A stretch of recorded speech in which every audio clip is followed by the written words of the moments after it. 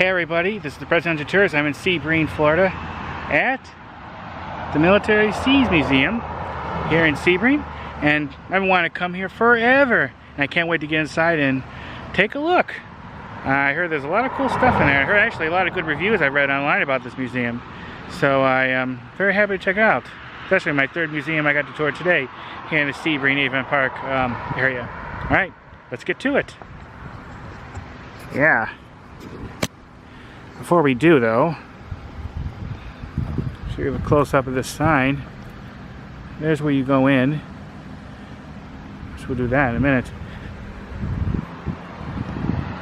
I want to show you there's a cool cannon down here. Look at that really cool mural. Life, liberty, and the pursuit of all who threaten it.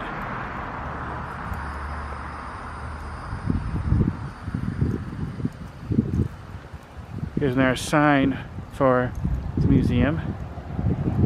That cool mural. Look at this, it's a cannon. That is cool. You can tell this has been underwater for quite a long while. I think you're touching history when you see these things.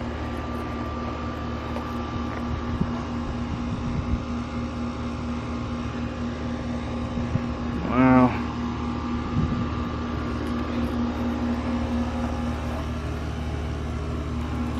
Admiral Lee Cannon, 1640, Fort Charles, Barbados, fired in the Dutch, 1662. Imagine the history this thing could tell you.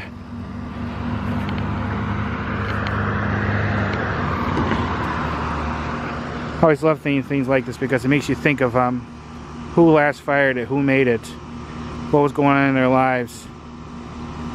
Of course, we'll never know, but in a way, part of them's still around as long as this cannon's around. Alright. Let's head on inside, guys. But I'm gonna go get one. Okay, thank you.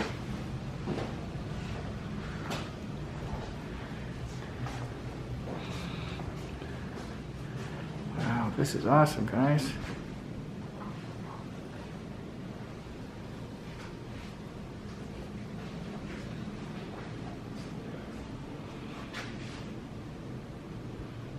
Hey. Oh, this is nice. It is. First time here? Yeah. Yes. From here. How'd you hear about us? Oh, well, I like visiting different museums, so I researched this place, and I've seen a whole bunch of good reviews. So online. Huh? Okay. I can give you the cook's tour. Yeah, if you don't mind. I might sit out part because I got real bad knees. But I see it when he's got it on there. Okay. I might go in there and look at the... We can sit in our library if you want. Oh, yeah. Okay. Okay. Oh, this is neat. Look. You want to know where the watertight door came from? Yes, I do, actually. It's, I'm pretty sure it's from the FFG Aubrey Fitch. So FFG number, let me look at the number. It's cool. FFG number 34. So she was a Perry class gas turbine powered anti-submarine frigate, crew of about 220 men. Yeah. And she's been out of service for about 20 years by now. But this is a watertight door, so it's actually called a quick-acting watertight door. And if this were functional, when you pull this lever around, the dogs come up and engage, and there's a rubber gasket the entire circumference of the door, and then that engages a knife edge here, so you get watertight. Fitting, and basically airtight also. Interesting, thank you. That's definitely one of the things I noticed. The first thing when I came through here was that cool. Yeah. Did you notice the boat? Oh yeah.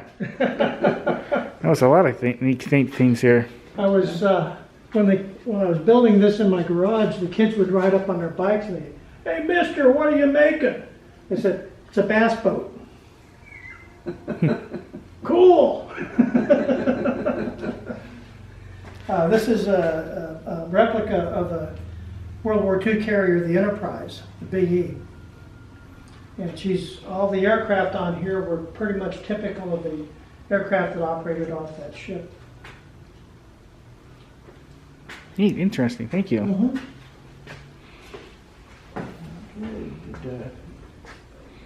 Did it tell you anything about this museum when you came in? No. Okay. The building you're in is actually World War II Army Air Corps building. When they trained B-17 crews out here, what's our racetrack now was, their training facility. When the Army left, they gave this building to the city of Sebring, and they used it for polling place for voting.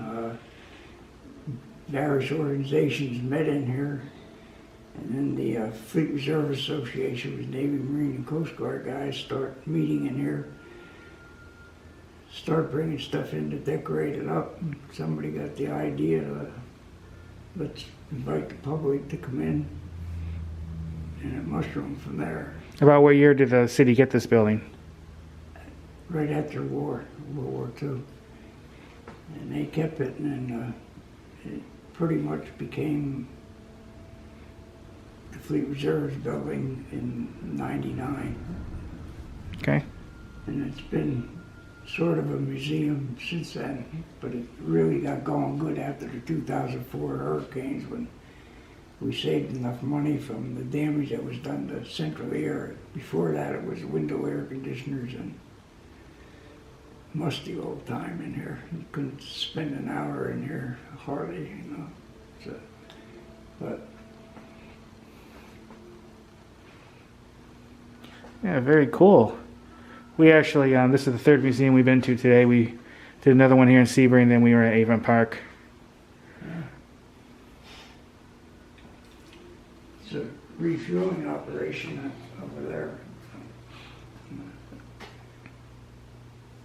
It's a USS Hornet is the carrier there. That's the one that first picked up the first couple of Apollo shots that came down. That's a museum now in Alameda, California. Of course, that's the fuel tanker in the middle there, and then it's got a destroyer on the other side taking on fuel. Several what look like destroyers back there waiting. This picture here is from the first Gulf War. That's Carl Vincent. Of course, they're famous now. That's the one that they dumped Osama bin Laden off when they buried him at sea. That's still an active carrier. Yeah, that donated that picture was Mendez, I think her last name was, but she was from Avon Park. She was a Navy journalist That's cool. who was actually aboard there during the first Gulf War. This is submarines here. This is all the subs lost in World War II in the Pacific. Number of men on them.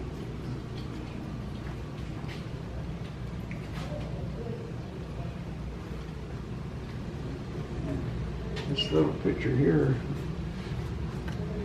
this is the South Pacific, where you see all these little black sub, that's ones that they found. All the white ones are ones that they think that's where they are, but haven't found them yet.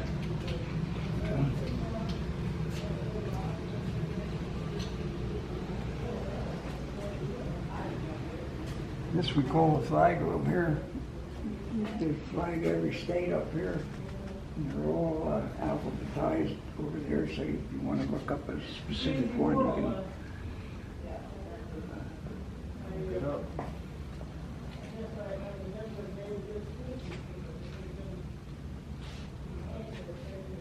There's the actual centennial flag here.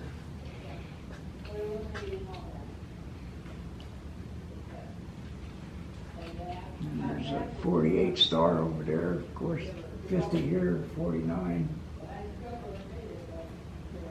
And 49s are hard to come by since they weren't around very long.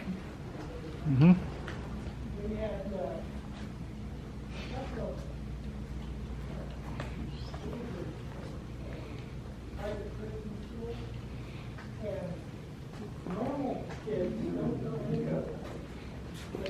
Several Kid from the Christian uniforms here. full of questions, and they go, how many stars are on that flag? Is this, you know, they knew That's a Coast Guard Hospital Foreman, Chief Petty Officer. Wow, somebody Of course, this is a Navy, he's the first class Navy ordnanceman. they were really excited and interested. The story of the war uniform. He was the second president in here of the museum. He passed away in 2014. This uniform here goes back to 1937. They haven't really changed that much from Marine uniform, except this uniform is a lot heavier than what they are today. The material. Is that wool? It's wool, yeah. Yeah, but the man who's, that uniform was Louis Chapman's uniform. When he passed away at 93, he could still wear it. And, he never went to boot camp.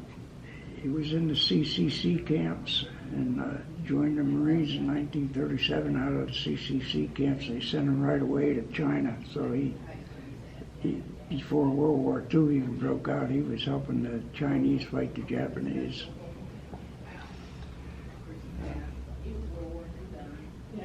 And he spent a good portion of the war in China. What about this one? That's a dinner dress enlisted female. A dinner dress uniform.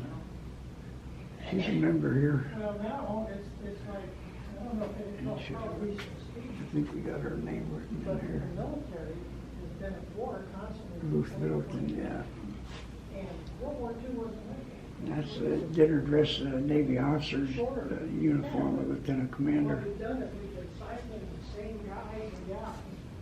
These are just summer units, summer dress whites, You make the most money. not the full dress service whites. So you gotta make some more money. Guy was a so you Navy gotta go. pilot, Then they come in commander. and they're all screwed up. They don't get, Nick, they don't get that's unscrewed up, and then they gotta. go dress back. blue uniform, Navy dress blue, captain, he's a I Navy have a nephew that captain. did 3 15-month combat And tours on the in corner is a year warrant in officer, Afghanistan. chief Well, he warrant said, officer 3, Coast Guard. Iraq was worse because He actually works for the Army National Guard. He's the only one. People would take shots at you, Him and and you got no idea where Ruth they're are coming the from. only ones that are Afghanistan. still alive. The Uniform bad here. guys were, you know who the bad guys were. and they'd stand up. But he got This blown is up the 3 library times here. in Iraq.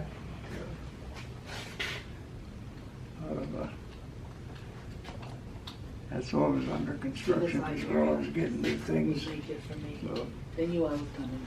this is the story of the USS Liberty here. This one right there. No, it's just back in there. I didn't understand any of that. That's one the Israelis attacked. We had our monthly membership dinner in here last Sunday, and Yeah, the so good now we friend got to killed put on that everything back. ship. This is our serving table when we do a dinner. Otherwise, it's the library. Now you're hitting Oh, this building's a lot bigger than I thought it was. Oh, yeah. Everybody gets surprised when they come in there. I didn't expect to be this back section. Wow. This is kind of Pearl Harbor corner here. It's, that's the USS Arizona was first commissioned in 1917. Interesting how they stacked those sailors totally up. And this picture here just shows how it sank straight down in the Oklahoma tip.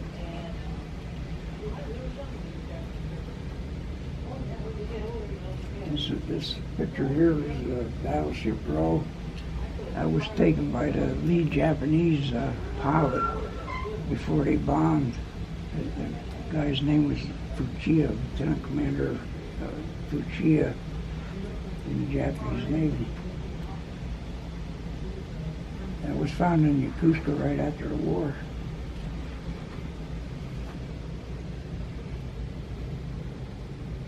This is the USS Ward. These are the guys that actually fired the first shots at Pearl Harbor. This little minesweeper over here, the USS Condor, that discovered a Japanese mini sub in the harbor. Couldn't do anything. They contacted the Ward. They sunk it. Navy didn't give them any credit for it because they couldn't find it until years later. And that's the gun crew there. And probably, most of them were probably dead by the time they got credit for sinking that sub. This little gal here, this is Kelly Meyer. She's a World War II vet, and she was the only female assigned to an aircraft maintenance facility in Columbus, Ohio. So she obviously took this picture since she's not in it. She's the one that named it Kelly's Boys. So that's a celebration when they found out the war's over.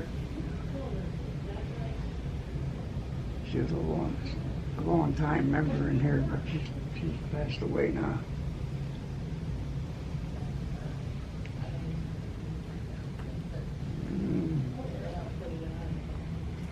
These are what the Japanese would, put wrap around their heads or whatever. That's kind of like we would do, good luck stuff.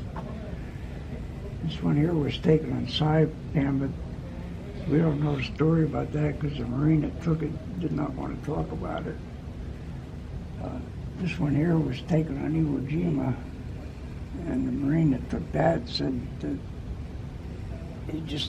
they just landed. He dug a foxhole and figured they were in for hand-to-hand combat, so he's putting his bayonet on his rifle. And this Japanese guy, evidently looking for a place to hide, jumped right in on that bayonet, so he took his wallet and, and his little flag. The picture there is a neat picture. This is Yamamoto's last flight. P-38 going after him, and they shot him down. Unique piece there. This is what they dropped. This is for the Americans. For the Japanese, just tell them if you surrender, you'll be treated humanely.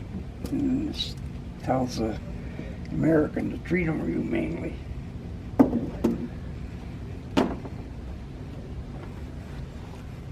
That's the only one of those I've ever seen. So I'm sure there was probably millions of them dropped. But You just give me one.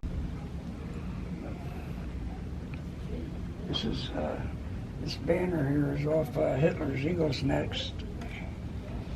And, it's like 15 feet long. It was actually, the guy that found it was a young kid. Found it in a trash can in Los Angeles.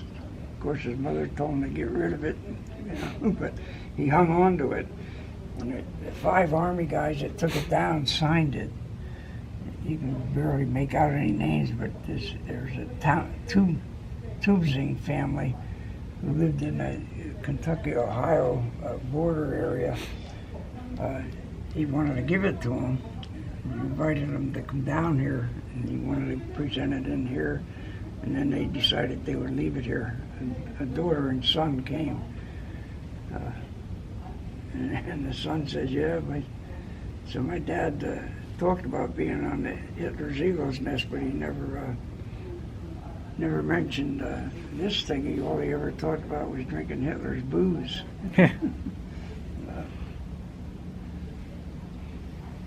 Those are all patches from the SEAL River Patrol guys in Vietnam.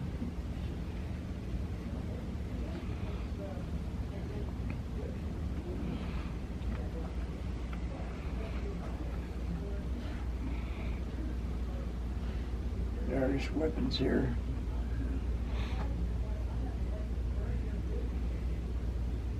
These are the main ones that most guys are familiar with, is the M1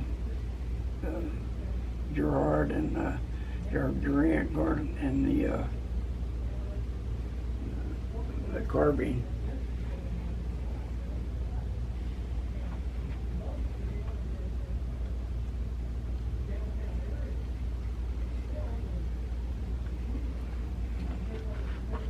This little model back here, that's the Worcester, USS Worcester Light Cruiser. It's a reunion group that broke up. Guys were getting old. The thing this is sitting on is actually kind of like a casket. It's all padded inside. Whenever they had a reunion, they take the model different places, so this protected them. So kept it in nice shape.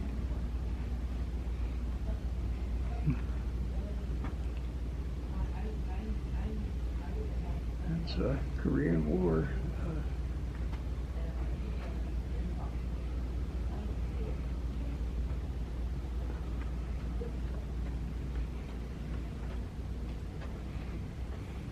This is a gunboat. Navy didn't keep those around very long either. They were a little bit too big for the rivers in Vietnam. So then you got the river patrol boats.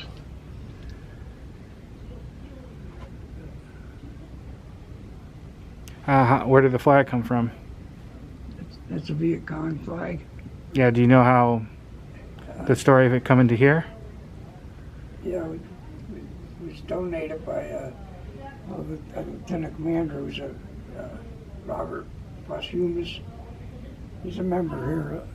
He was stationed over there.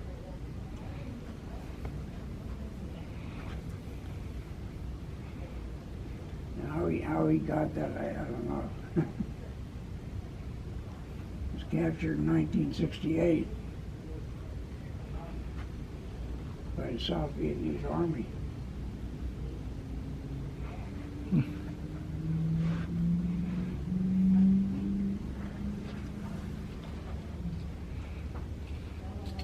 Those are Vietnam era night vision goggles. They were actually donated here by the sheriff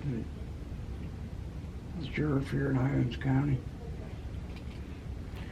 Did they work? And they got more modern stuff. Did they work very well? Yeah, sure.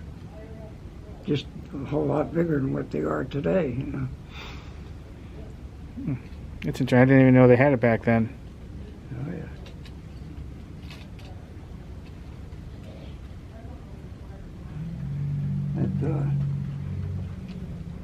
That came that's from Vietnam. The big bow and arrow thing.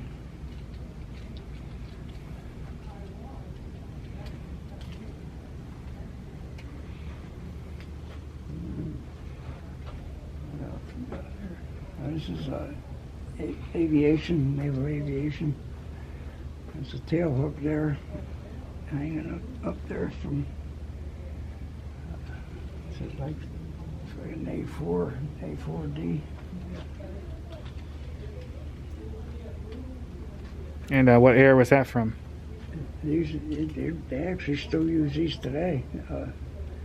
But these are, like, the guy that donated these probably got them he got out of the Navy like in 1980. So, and came with them, but these are pressurized suits, so they still use them today.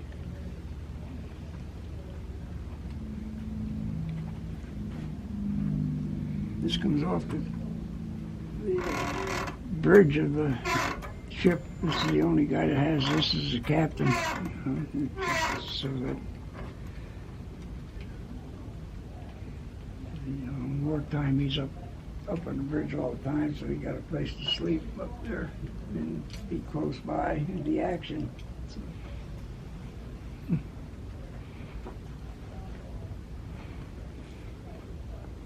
Now, is this a recreational one or is it an authentic one?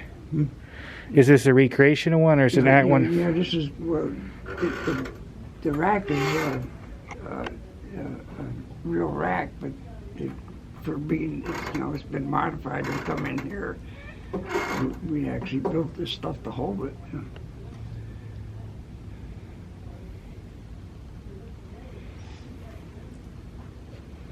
that's the typical rack on a ship. These are the newer stuff, and now they say they got curtains and individual lights for the sailors and that. When you had these kind of racks, which I think some ships probably maybe still do, some of the older ships, they're maybe 3-4 high. And then you had a little stuck wherever they could find a place to stick them, tiny little lockers for your stuff, which big improvement when they come up with that. They still stack those too, but at least you have room to put stuff in. These two uniforms here were father and son uniforms. This is the father, George Smith. He's one of the founders of the museum. He's been dead a long time now. And, that's his son who lives in Indianapolis. The funny thing about those uniforms is at that particular time, the Navy done away with this now, but in order for an enlisted guy to wear gold, you had to have 12 years continuous good conduct. That's the father. He didn't make that, and the son did.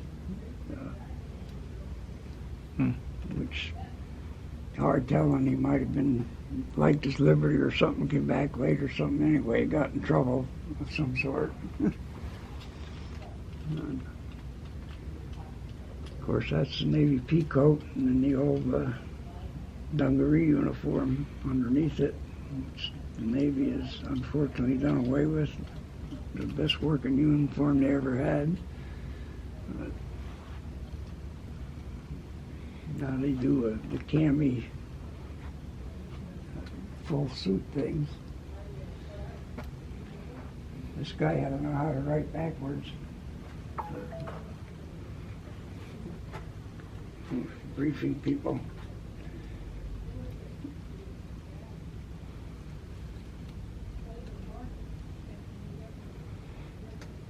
Is this a recreation of one of these, or did this actually come off a ship? That one there it came from, I don't know what ship we got this from, but that came from a ship.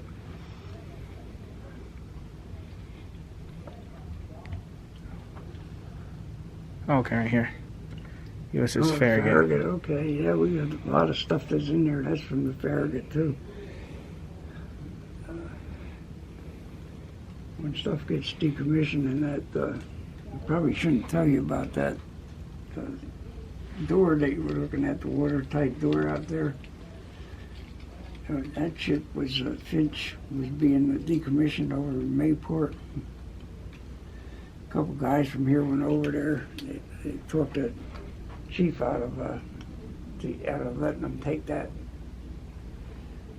watertight door, and they had a pickup, so they had it in the back of the pickup. And they made a mistake. They parked at the Navy Exchange, and some officer spotted them, told them, you can't have that, take it back.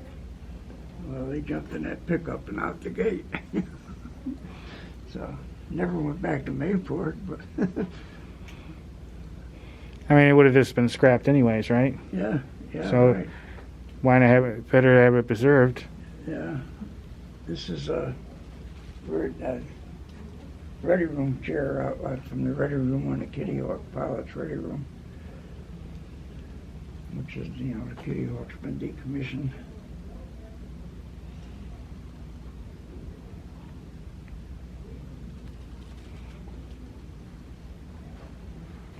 That's another reunion group that broke up, the USS Lewis Hancock. They nicknamed that ship the Leaky Louie. I guess it took on a little water. That's their plaque. There's a Mrs. Orsini who lives in Michigan. She lets us know the top row was World War II, and then these are Vietnam or Korea. And whenever one of them passes away, she lets us know, and we just get their name on there.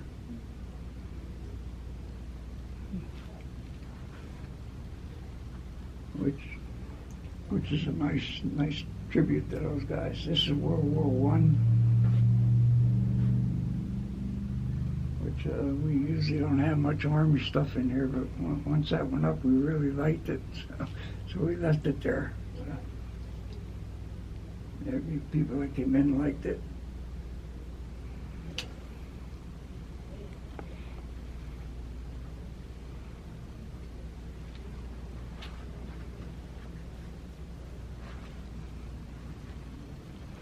Definitely very interesting. You have a lot of interesting stuff here. Oh, A lot more than I thought. Yeah. What's up with that? That's just decoration. The guy just was into fancy rope work and put that together. See that thing there? Mm-hmm. They call that a monkey fist. And that's used for, if this would go on, be attached to a heavier line. If this is heavy, there's usually a bolt or something inside here. When they pass the line between ships, that's how they do it. Okay.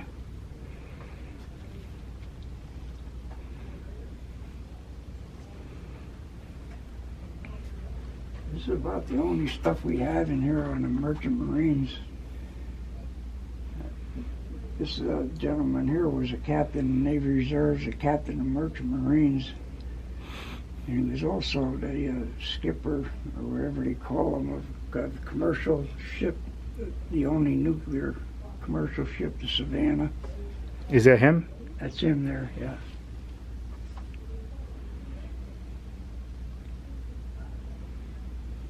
Cushman. Yeah. That's a model of Liberty ship.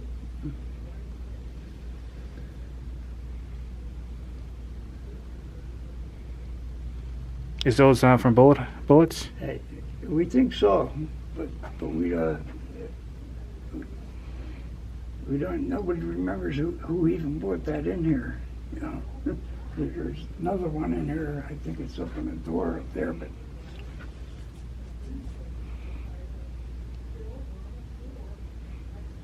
Those are boats and whistles there.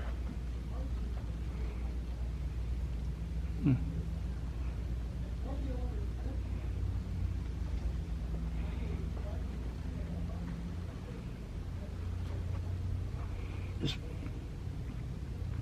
came off the German ship, Prince Eugen. This one here, which was that was an escort ship for the Germans' pride and joy to Bismarck. When the Brits damaged the Bismarck, they damaged the rudder. It could just go in circles. So Prince Eugen, he tried to run away and hide, but the Brits captured him actually in France, and the war in Europe was sort of running down. So they gave the ship and the German crew and everything to the U.S. and to use in the Pacific we took it to a Philadelphia shipyard and with the German crew, and then let the crew kind of have the run of the base there a little bit, because we were no longer going to be fighting Germany. They were surrendering. One of the officers on there takes a liking to an American wave that was there at the shipyard. And when he had to go back, he pulled that crest and gave it to her. She later on married a U.S. sailor, and that's why it's here.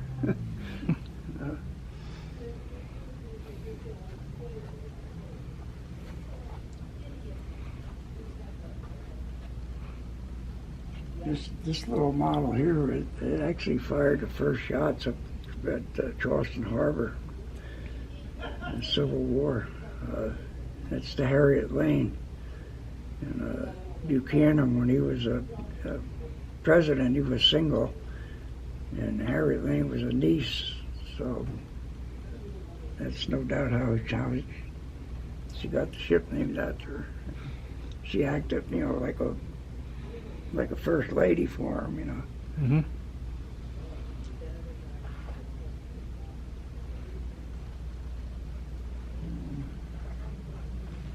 There are various Marine uniforms and stuff we got hidden back in here.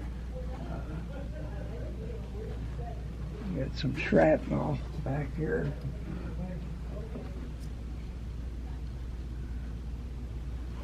It's a wireless recorder there. The Navy actually used those up into the 60s. Oh, what are these two things? These are mines.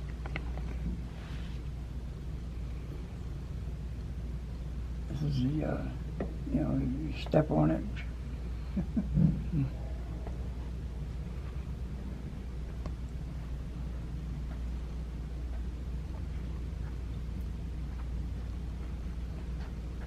This is Coast Guard. Stuff here.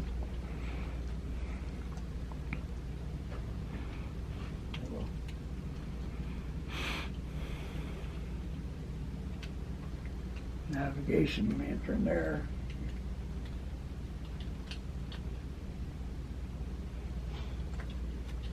What's the story about the whale? We don't think that even came off of any Navy vessel. It's just something somebody had made up and then donated it in here. It could have maybe came off a commercial ship or somebody's yacht, but it didn't come off a Navy ship. But it was a sea-going thing. All the items in there except the top shelf, medical stuff, that was all donated here by Gordon White, who's passed away now, but just recently. But his grandfather was a pharmacist in the Navy in World War I. His dad was a doctor with the Seabees in the Navy in World War II. And Gordon was a doctor with the Seabees Vietnam. He's a neurologist.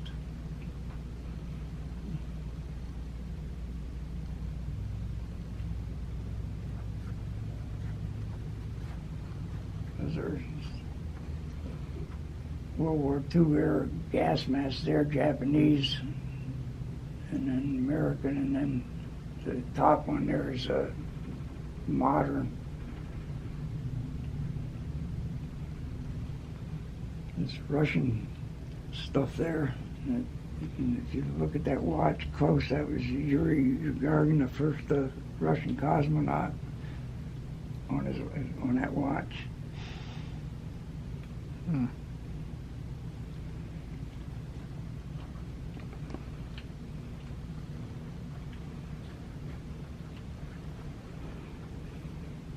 It's all just various patches and ratings that guys just brought in here. Some hats.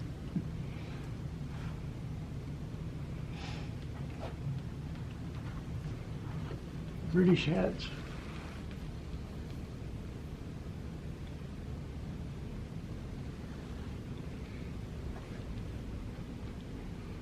This is a chaplain's field kit. These are various chaplains' insignias.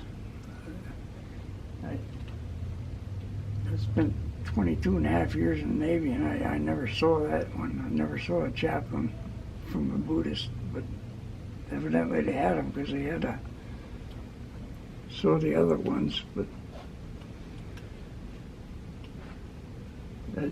there's a priest out in San Diego, Father Saja, has donated that. His chaplain's kit and the insignias.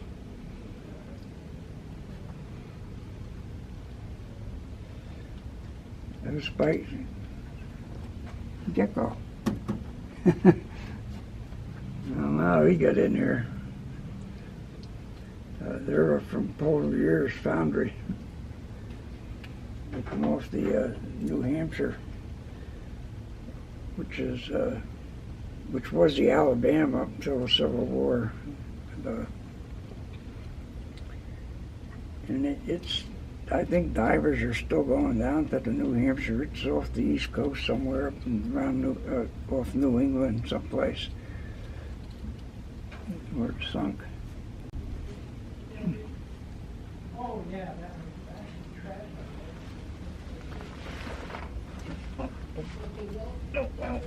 I was gonna grab him, put him out, but I don't think so now.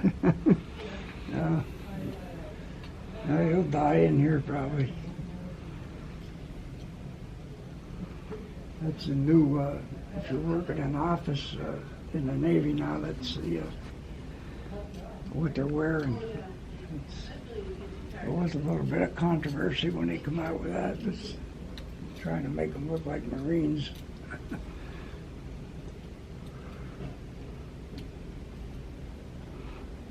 Now, is there a reason why this is here? That's some sort of a map tracking thing. I'm really not familiar with this before my time, I think. They use that to navigate somehow.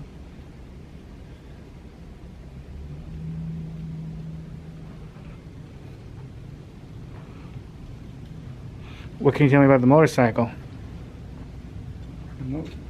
We're not real sure, but what we think that motorcycle was left, it's World War II era, and we think it was left in France by us at the end of the war.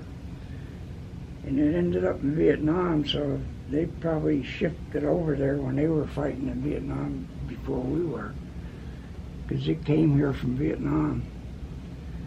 Took the guy that owns it about 4 years to rebuild it. Everything on it, it runs, and everything on it is original except the windshield and the leather.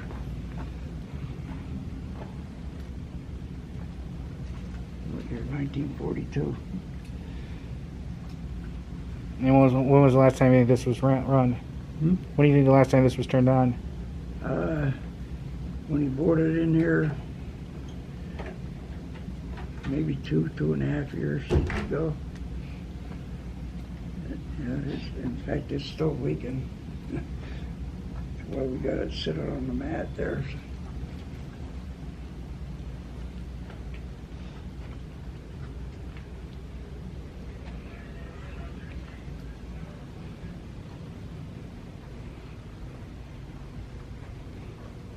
That aircraft up there, when you came up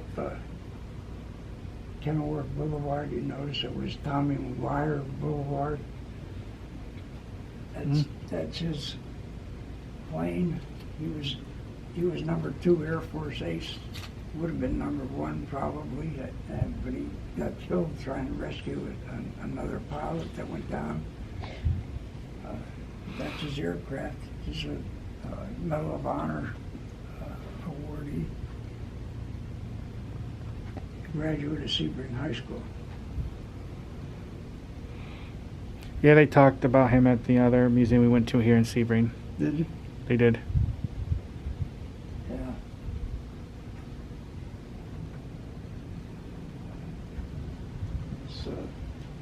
This little license plate here. Not the corn cob pike, because that was just put on there, but the license plate is actually off of MacArthur's staff car.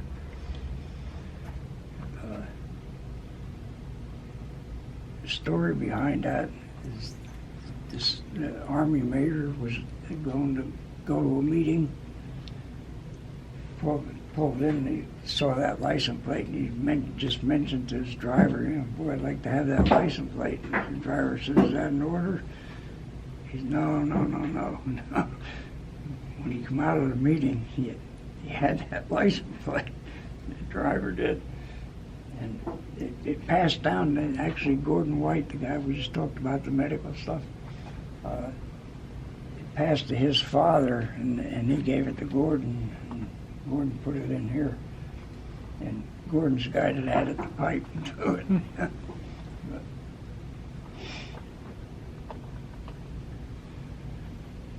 this fella here, it's James Williams. He's the most highly decorated Navy guy ever. Manny from the river patrol boats in Vietnam. After he retired from the Navy, he actually got pretty high up in the Marshal Service, U.S. Marshal Service. But he's passed away now. He has a ship named after him, James E. Wilson.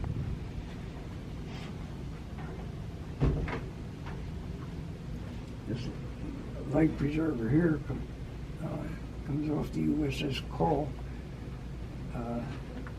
The supply officer on there was a female lieutenant commander, and she actually got injured during that attack when they were attacked in Yemen. And for some reason, when she left, she pulled this off the quarterdeck. And she gave it to a retired Navy chief in the American Legion up at Avon Park, and he's the one that donated it here.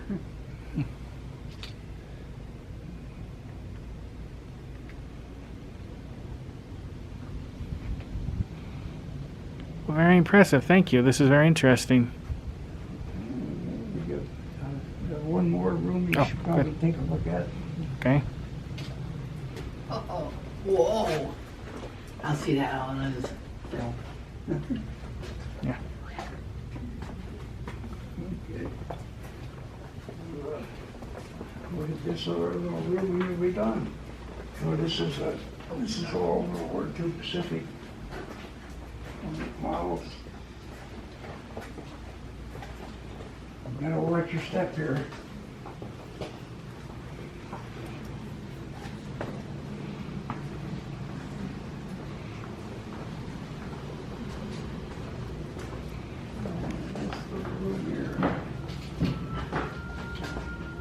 We did at one time have this just dedicated to the USS Highlands, but we have so much stuff now, we have to put more stuff in with it.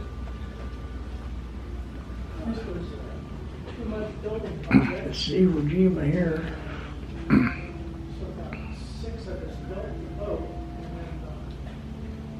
then 7 or 8 people built here. That is the original commissioning pennant off the USS Highlands. And the story behind that is it was, of course, wartime. It got caught up in the radar, and the skipper says, I need a volunteer. A young sailor volunteers, Skinny, up there to get it, brings it down and wants to give it to the skipper. Skipper says, you earned it, you keep it. The guy kept it for 50-some years in his home and then donated it.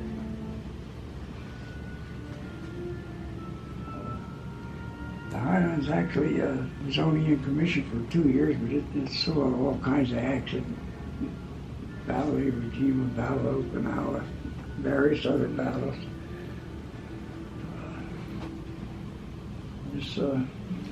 This fellow here, he actually looks like a 12-year-old in that picture, but he was 15. And he was living with his grandparents in Indianapolis. Got his next-door neighbor to say he was his dad, signed him into the Navy. When he was on the Highlands, he was 17. He was a crew member on the Hageman's boats that they used to put the Marines ashore. When they were going into Iwo Jima, the coxswain says, I'm feeling sick, Jim, will you take the coxswain's position? So he did. And he did get hit. And they lost everybody on there except him. He got blown off. He washed ashore. Hospital corpsmen found him, cleaned him up a little bit. Marines come by and said, well, what ship you off of? Well, I'm off the Highlands. Well, the Highlands already pulled away. You know, you are a Marine now. And he fought with the Marines, so he got wounded.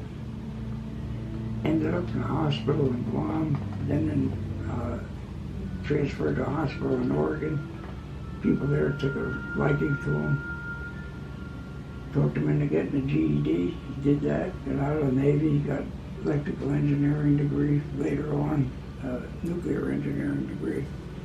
Not too many years back, he sold his own nuclear engineering company. So, a self-made millionaire. You know. Still alive. Still a member of the museum. This uniform here, this guy here, the ship had a reunion in 2002 out in San Diego. This is when he was on the Highlands. That's when he went to that reunion. In 2005, we had a reunion for him here. He had passed away in between there. And anyway, his girlfriend says, I'm coming to that reunion, I'm sending his uniform. So she sent his uniform and his sea bag, which is in the corner there.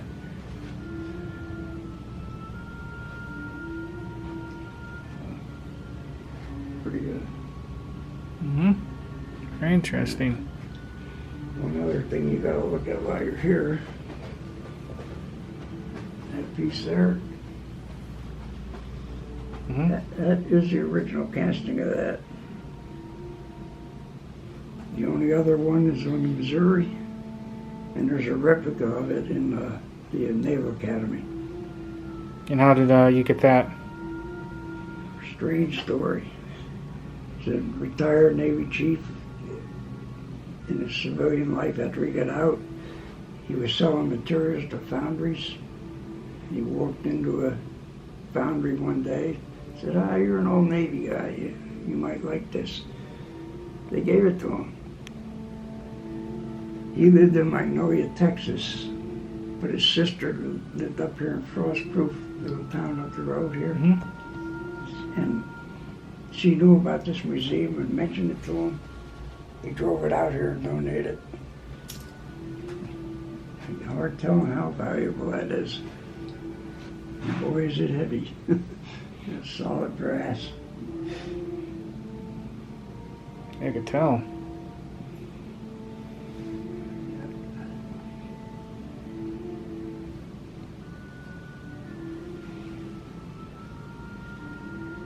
It's just a good picture of the Japanese surrender there on the Missouri.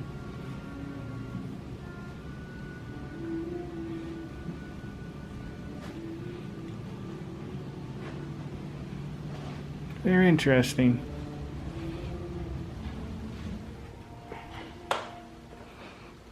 Well, they talk, when you were at the other museum, did they talk about the Highlands, USS Highlands?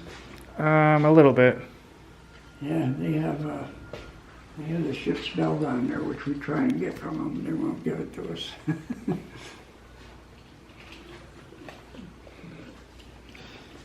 They have postcards. Okay, let's see if I get in a couple. Yeah, I got some here. I don't know what this is. What is this? It's a little submarine. Oh yeah, little models of submarines. I would say maybe it's a pen or something. Yeah. Michael, what do you want? I got these. Yeah, I get extra for Daryl's and I I sent don't him know one. if these are these. Marine stickers. Yeah. Yeah. Okay. Now, how much are those? You know that? I don't know. These are new. I've never seen these in here I was myself. thinking, he always picks them up at a museum. Newport News Shipbuilding. Oh, okay. This must have been.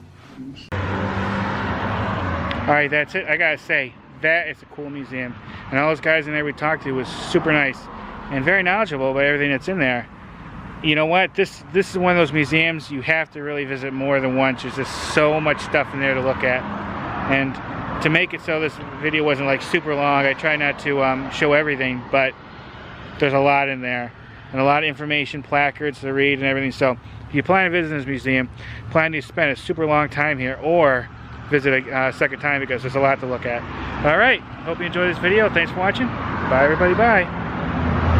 Oh, say can you see by the dawn's early light what so proudly we hailed at the twilight's last gleaming, whose broad stripes and bright stars through the perilous fight o'er the